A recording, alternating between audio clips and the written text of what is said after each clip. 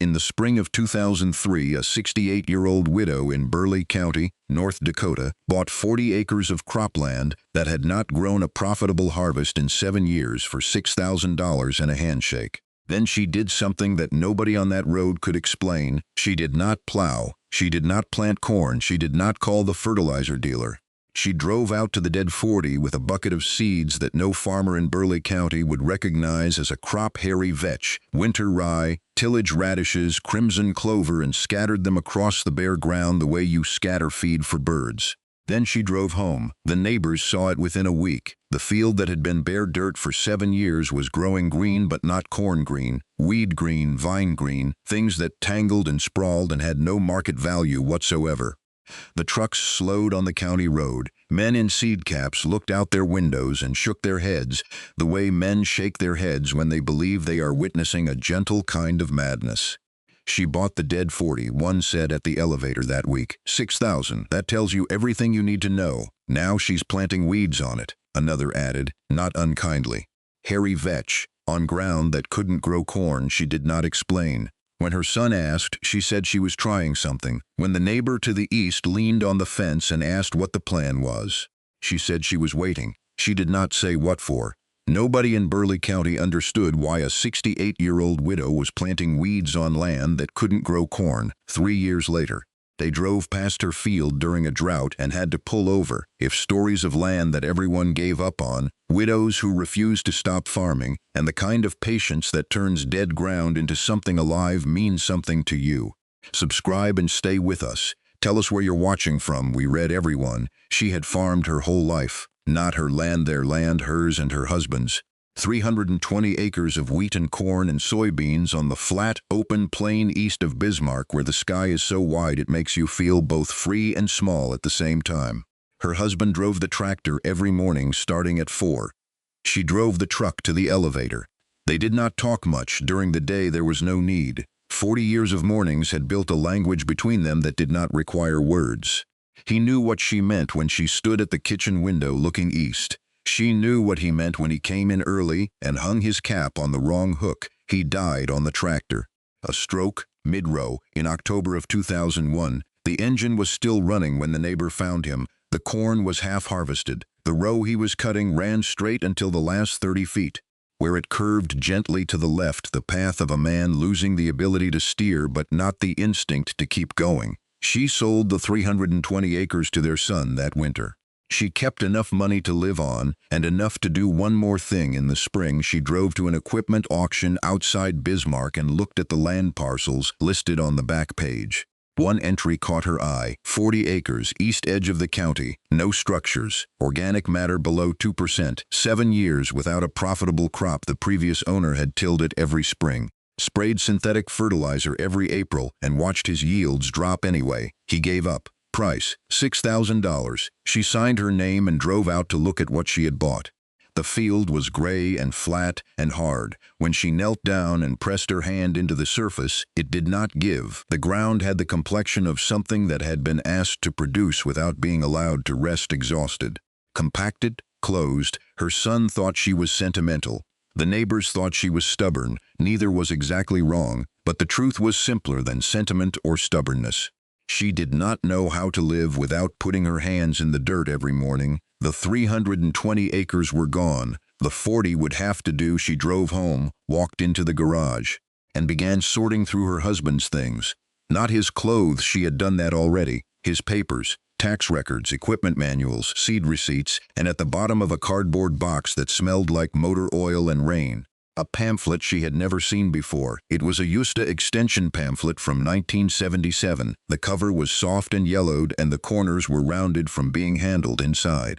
Someone had underlined passages in pencil and written notes in the margins in handwriting she recognized immediately. Her husband's handwriting. The pamphlet described something that American agriculture had largely abandoned by the time synthetic fertilizers became cheap. It described cover crops, plants grown not for harvest but for the soil itself. Hairy vetch, a legume whose roots pull nitrogen from the air and fix it in the ground for free. Winter rye, whose dense fibrous roots break through compacted layers and hold topsoil against wind. tillage radishes whose taproots drill through hardpan like slow-motion augers, leaving channels for water to follow when the roots decompose in spring. Crimson clover, which feeds the mycorrhizal fungi, the underground fungal networks that bind soil particles into aggregates, the small crumbles that give healthy soil its structure. The pamphlet also described what tillage does. It breaks those aggregates apart. It severs the fungal networks. It exposes organic matter to wind and sun, where it oxidizes and disappears. Every pass of the plow is a withdrawal from an account that takes years to rebuild. The pamphlet called it soil degradation. Her husband had written a simpler word in the margin, damage, at the bottom of the last page in the same pencil in handwriting that was unmistakably his.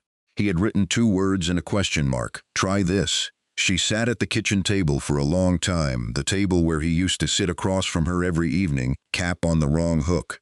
Not needing to speak, he had read this pamphlet. He had underlined the passages. He had asked the question. He had never tried it, not on their 320 acres. Not in the years when the yields were flattening and the fertilizer bills were climbing, and the answer was sitting in a box in the garage. She did not know why he never tried. Maybe the risk felt too large on 320 acres. Maybe the neighbors would have talked. Maybe he ran out of time. She had 40 acres and no reputation left to protect.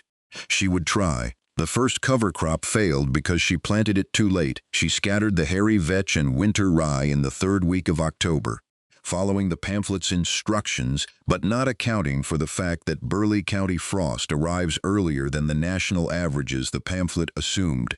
The temperature dropped below 20 degrees on November 2nd. The rye had barely germinated. 60% of the seeding died before it set roots. By the time the snow melted in March, the field looked worse than when she started, patches of brown stubble alternating with bare gray dirt. Like a quilt sewn by someone who kept losing the thread, she pulled the pamphlet from her coat pocket and wrote in the margin next to her husband's notes. Earlier, September, not October. The second attempt went in on time. September of 2004, a full month earlier, the rye and vetch germinated in warm soil and put down roots before the frost arrived. But then the wind came. 50-mile-per-hour gusts across the Great Plains in early October, the kind of wind that does not howl so much as lean against everything until it gives. The wind took the topmost layer of loose seed and scattered it into the ditch. A quarter of the seeding was gone before it had a chance. She drove to the barn, loaded old straw bales into the truck, and spread a thin layer of straw mulch across the reseeded areas. Cost: nothing. The straw was left over from bedding she no longer needed. The seeds held, the cover crop established. The neighbors watched with the patience of people who believe time will prove them right. She's planting weeds on dead ground.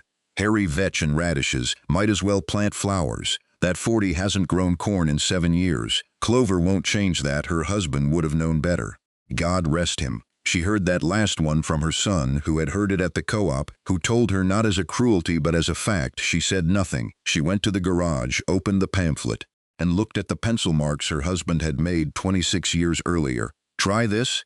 He had known. He had asked the question. She was answering it. By the end of the first full year, something small had changed. She knelt at the edge of the field where the terminated cover crop lay flat on the surface like a brown blanket. She pushed her hand into the soil beneath it. For the first time, the ground gave. Not much, but it gave. The soil was darker by a shade. Worm castings dotted the surface, small curled deposits that meant something was alive down there that had not been alive before.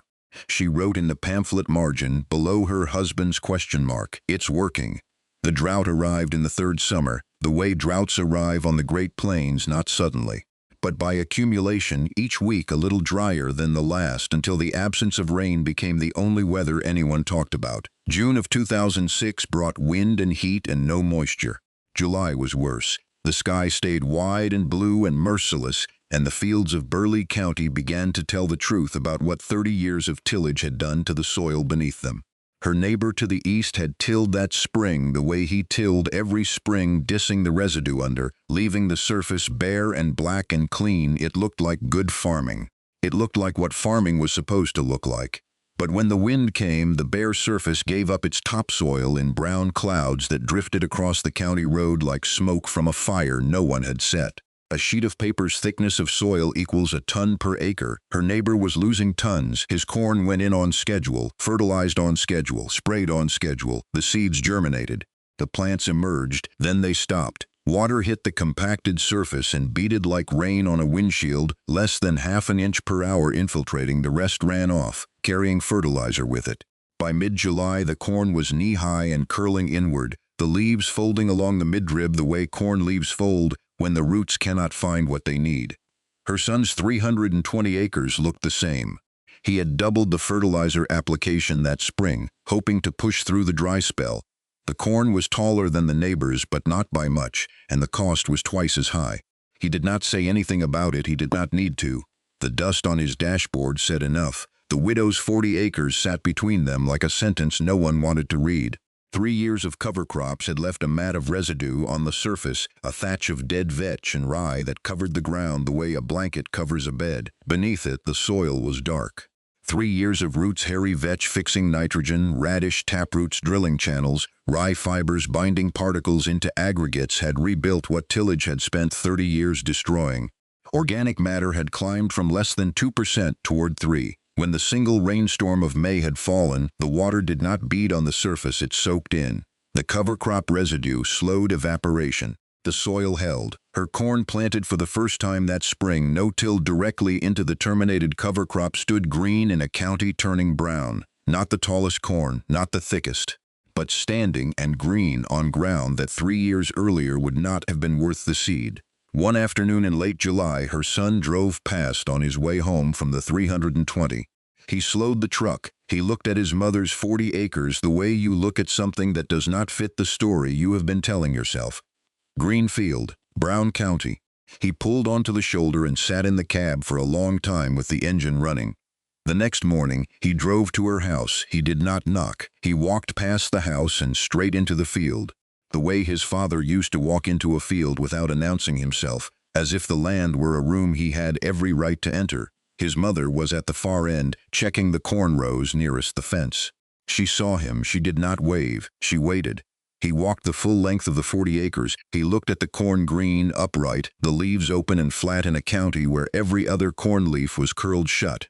He looked at the ground between the rows, dark, covered in the brown mat of last year's cover crop, soft underfoot. He knelt down the way his mother had knelt a year earlier and picked up a handful of soil.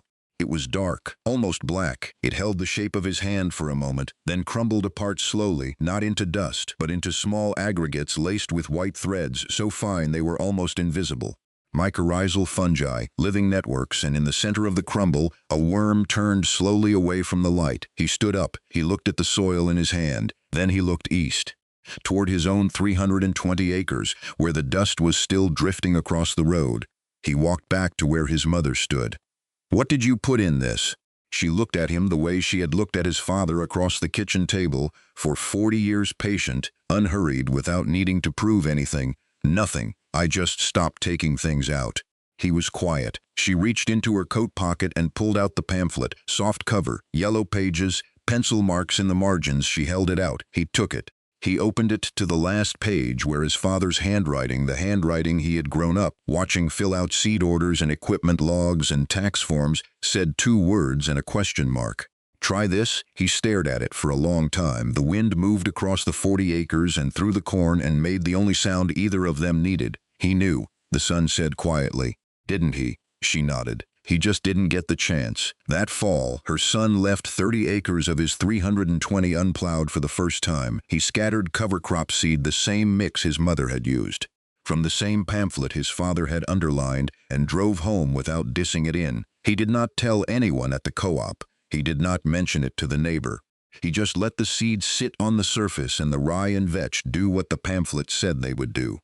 By spring, those 30 acres were darker than the ground around them. By the second year, he added 50 more. The change spread the way changes spread in farming communities, not by announcement, but by contrast. One field darker than the next, one row of corn standing when the rest curled.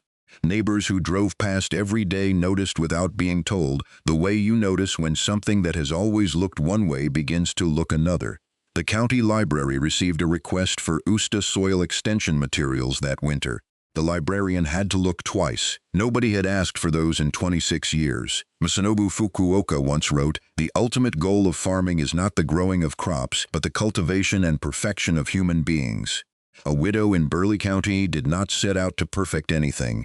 She set out to finish a question her husband had written in pencil on the last page of a pamphlet he never got the chance to test.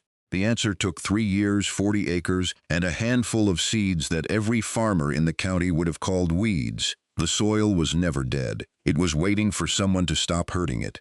Has someone you lost ever left you an answer you did not find until years later? Tell us in the comments. Tell us where you are watching from. Subscribe, and we will see you next week.